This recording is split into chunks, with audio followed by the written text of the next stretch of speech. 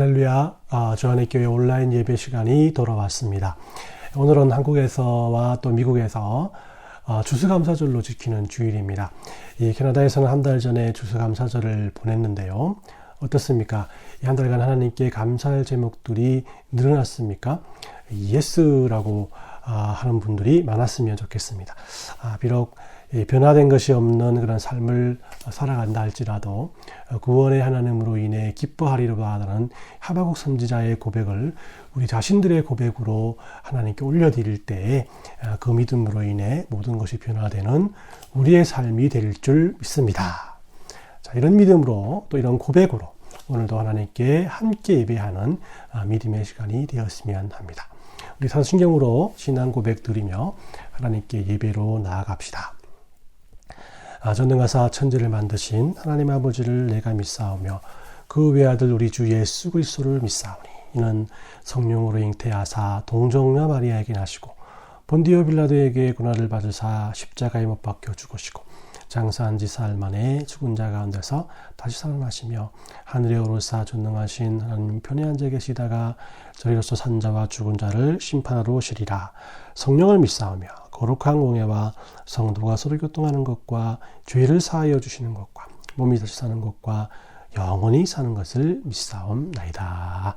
아멘. 오늘 우리에게 주시는 하나님의 말씀은 야고보서 1장 17에서 18절까지 말씀입니다. 야고보서 1장 17, 18절 말씀, 2절 말씀 우리 함께 보도록 하겠습니다. 17절 말씀에 온갖 좋은 은사와 온전한 선물이 다 위로부터 빛들의 아버지로부터 내려오나니 그는 변함도 없으시고 회전하는 그림자도 없으시니라. 18절에 그가 그 피조물 중에 우리로 한 촌 열매가 되게 하시려고 자기의 뜻을 따라 진리의 말씀으로 우리를 낳으셨느니라. 아멘. 오늘은 이 뇌물과 또 선물에 대해서 말씀을 나누려고 합니다. 이 뇌물이라는 단어는 우리 그리스도인들에게 맞지 않는 단어라고 생각할 수 있을 것입니다. 그러나 매일 들려오는 대형 정치 스캔들에서 빠지지 않는 단어가 뇌물이고 또한 금융사건 역시 뇌물이라는 단어를 피해갈 수 없는 시대를 우리들이 살아가고 있기 때문에 그리스도인들이라면 이 문제를 보다 더 깊고 민감하게 볼 수 있는 눈이 분명히 필요할 것입니다. 왜냐하면 뇌물이란 단어가 일상화되어 버린다면 사람들은 이것에 죄책감을 느끼지 않게 되고 또 이로 인해서 공의와 공평이 사라지고 또 윤리가 실종된 사회를 우리가 살아갈 수밖에 없기 때문입니다. 현재 많은 사람들이 뇌물을 주면서 이것은 뇌물이 아니라 선물이라고 편하게 생각하고 있습니다. 그리고 받는 사람 역시 이것은 수고비나 수고에 대한 팁이라고 생각하고 싶어 합니다. 그러나 주는 행위 속에 깔려있는 의도와 동기를 조금이나 또 더 냉철하게 생각한다면 그것이 뇌물인지 선물인지를 분명히 알 수 있을 것입니다. 뇌물은 이 선물과 수고비로 주는 팁 그리고 기부금과는 분명히 다릅니다. 이 선물이 일반적으로 친밀한 사이에 주어지는 것이라면 팁과 기부금은 인간적인 관계가 형성되어 있지 않는 사람들 사이에서 주로 건네어지는 것입니다. 선물과 팁 그리고 기부금은 모두 대가를 바라지 않는다는 점에서 공통점을 지니게 되는데 그런데 이 뇌물은 이와는 다르다라는 것이죠. 뇌물의 사전적인 의미는 다음과 같습니다. 어떤 직위에 있는 사람을 매수하여 사사로운 일에 이용하기 위해 넌지시 건네는 부정한 돈이나 물건. 여기서 이제 넌지시 건넨다란 말이 참 특이한 표현인 것 같습니다. 즉 이 판결권과 행정권을 갖고 있는 사람에게 판단을 굽게 하고 또 정당하지 못한 집행을 할 수 있도록 하기 위해 돈이나 물건을 주는 행위를 말하는 것입니다. 물론 기부금을 내는 사람들도 때로는 그 기부금을 통해서 영향력을 행사하고자 하는 경우도 있을 수 있으나 이 경우는 이 기부를 받는 단체나 또 개인이 이것으로 인해서 어떤 구속감이나 의무감을 갖지 않습니다. 그러나 뇌물은 대가성이 있기 때문에 뇌물을 받은 자는 이 제공하는 자에게 뭔가를 비공식적으로라도 제공해 주어야 한다는 압박감을 갖게 되는 것입니다. 그렇다면 우리가 잘 알고 있는 뇌물에 대한 오해 두 가지를 여러분들과 함께 살펴보려고 합니다. 첫째로 이 뇌물이 뭐 그렇게 중대한 잘못인가라는 생각입니다. 우리 사회가 뇌물이 근절되지 않는 이유 중에 하나는 사람들이 이것을 심각한 잘못으로 생각하지 않는 분위기가 사회에 팽배하기 때문입니다. 약간 집어주고 또 일을 빨리 진행시키고 혜택을 좀 보는 것이 뭐 그렇게 잘못된 것이가 라는 생각입니다. 또한 도둑질이나 사기와 같이 남에게 직접적으로 피해를 입히는 것도 아닌데 도덕적으로 그렇게 심각한 문제가 되겠냐라는 생각 때문입니다. 그러나 이런 작은 판단으로 인해서 제3자에게 어떤 결과가 주어지는지를 생각해보면 그 심각성을 깨달을 수 있습니다. 사람들에게 많은 피해를 입히는 건물 사고나 또 다리가 무너지는 등의 그런 건축 사고의 예외에서 볼 수 있듯이 부실공사의 대가로 뇌물을 주고받음으로써 피해를 보는 사람들은 당사자들이 아니라 제3자라는 것이고, 이 다수의 금융 사건이나 주가 조작과 같은 사건들로 그 피해를 모조리 선량한 시민들이 받고 있다는 것입니다. 제가 가장 마음이 아픈 것은 군인들의 숙소와 부급품들이 지금은 조금이라도 나아졌다고 하지만 한국의 전체 국방비와는 비교도 되지 않게 낙후되어 있다는 사실인데, 이것은 이 한국 군대의 만연해 있는 뇌물로 인한 국방비리 때문일 것입니다. 이처럼 뇌물은 제3자에게 엄청난 피해를 가져다 주는 악이고 또 사회를 병들게 만드는 독소와 같은 것이기 때문에 가볍게 여겨서는 안 됩니다. 둘째로 뇌물이 선한 목적으로 사용될 때는 필요할 수 있다라는 오해입니다. 뇌물을 쓰면 상황이 호전되고 또 불가능한 것이 가능하게 되는 경우를 종종 경험하게 되면서 사람들은 도덕적인 문제가 있음을 알면서도 그것을 좋은 곳에 사용하면 된다라는 생각을 하곤 합니다. 요즘 교회가 이런 뇌물 사건에 종종 엮여 있는 것을 볼 수가 있습니다. 교회가 교회나 또 기도원을 건축할 때 허가를 내기 위해서 또 그리고 은행에 대출을 내기 위해서 금품을 주어서라도 일을 진행시키고자 하는 경우를 많이 봅니다. 이 교회 측에서는 대부분 주의 일을 하는데 어쩔 수 없었다라고 핑계를 대고 하나님의 일을 위해서 뇌물을 사용하는 것이 잘못되느냐라고 생각하는 경우가 있습니다. 이 문제에 대한 답을 찾기 위해 우리는 성경에서 뇌물을 어떻게 보고 있는지에 대해서 살펴볼 필요가 있습니다. 성경에서 뇌물에 대해서 말하는 구절들을 찾아보았습니다. 출애굽기 23장 8절 말씀에 너는 뇌물을 받지 말라. 뇌물은 밝은 자의 눈을 어둡게 하고 의로운 자의 말을 굽게 하느니라. 잠언 17장 23절에 악인은 사람의 품에서 이 뇌물을 받고 재판을 굽게 하느니라. 전도서 7장 7절 말씀에 탐욕이 지혜자를 우매하게 하고 뇌물이 사람의 명철을 망하게 하느니라. 이 발람 선지자는 모압 왕 발락의 뇌물을 받고 이스라엘을 저주하라고 사주를 받았다가 자신이 타고 다니던 당나귀의 경고를 받고 도리어 이스라엘을 축복하는 이야기를 성경은 우리에게 말씀합니다.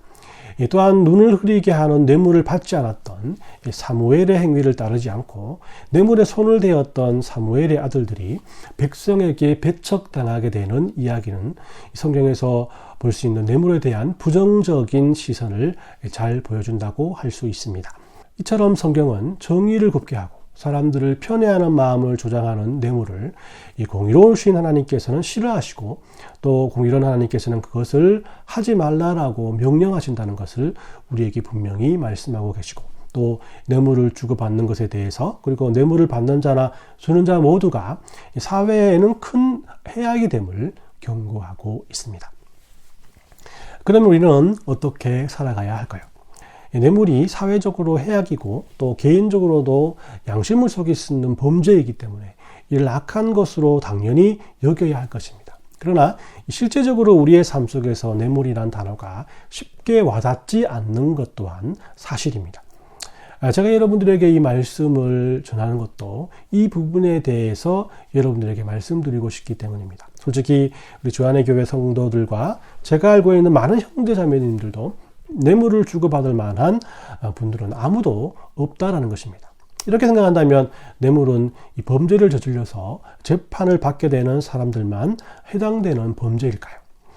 이 말씀을 보는 우리들에게는 아무런 의미가 없는 것일까요? 또 우리들에게 의미가 있다면 우리들은 그것을 어떻게 생각해야 하는 것일까요?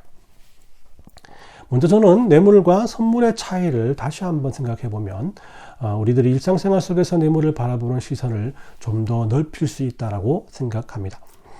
제가 선물의 사전적인 의미를 찾아보았습니다. 누군가에게 인사나 정을 나타내는 의미로 주는 물품이나 돈이라고 정의해 놓았습니다.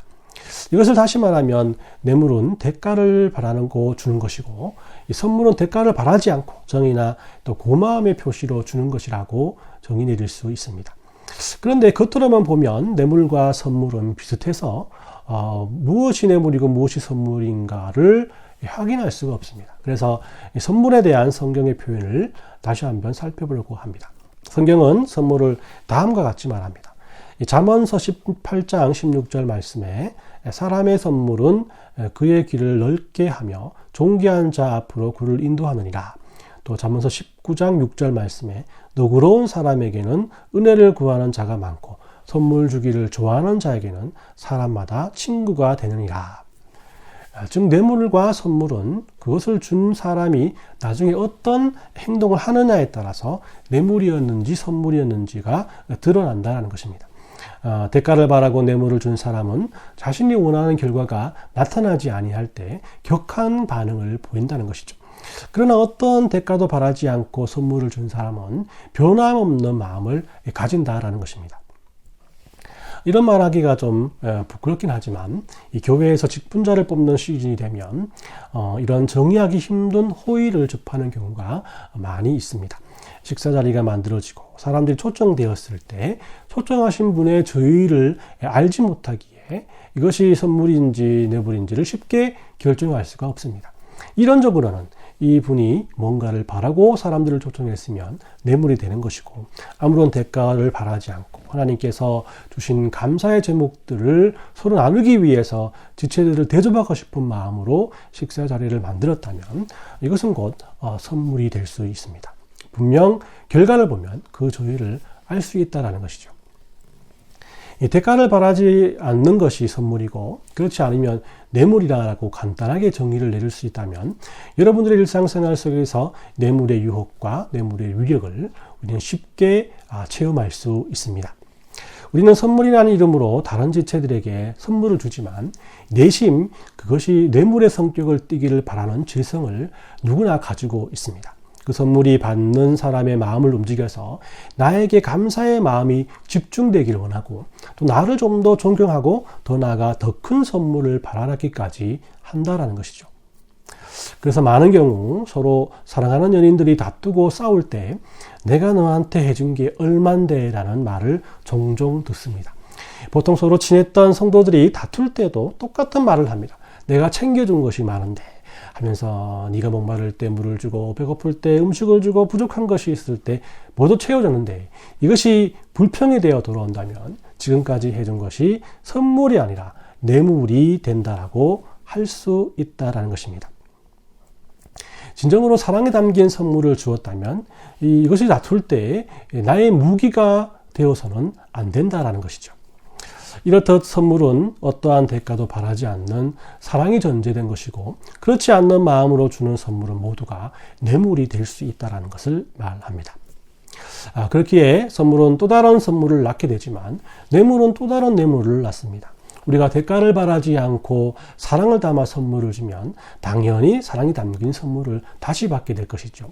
하지만 대가를 담아서 욕심을 담아서 선물을 주면 이것은 그만큼 이름은 선물이지만 받는 사람에게는 뇌물로 받아들이게 되고 또 당연히 또 다른 뇌물을 받길 원하게 되는 것입니다. 그러므로 그리스도인들은 뇌물이 아니라 선물을 나누어야 합니다. 왜냐하면 우리가 하나님께 받은 선물이 너무나 많기 때문이죠. 오늘 읽은 본문인 야고보서 1장 17절 18절은 이를 우리에게 잘 보여줍니다.